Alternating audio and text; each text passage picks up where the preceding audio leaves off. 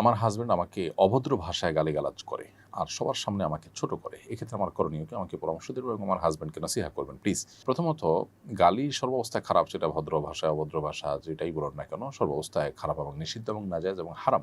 সিবাবুল মুমিনি ফুসুক, নবী সাল্লাল্লাহু আলাইহি ওয়াসাল্লাম বলেছেন, কোনো ঈমানদারকে গালি দেওয়াটা গুনাহের কাজ। অতএব যিনি তার নিজের স্ত্রীকে এটি করছেন, তিনি ডাবল গুনাহ করছেন। এক তো একজন মুসলিমকে তিনি গালি দিচ্ছেন, দ্বিতীয়ত হলো স্ত্রী যাকে আল্লাহ তাআলা বলেছেন, যার সম্পর্কে আল্লাহ বলেছেন ওয়া আশিরুহুন্না বিল মারুফ, তোমরা তোমাদের স্ত্রীদের সাথে সুন্দরভাবে দিনাতিপাত করো, সেটার লঙ্ঘন তিনি করছেন।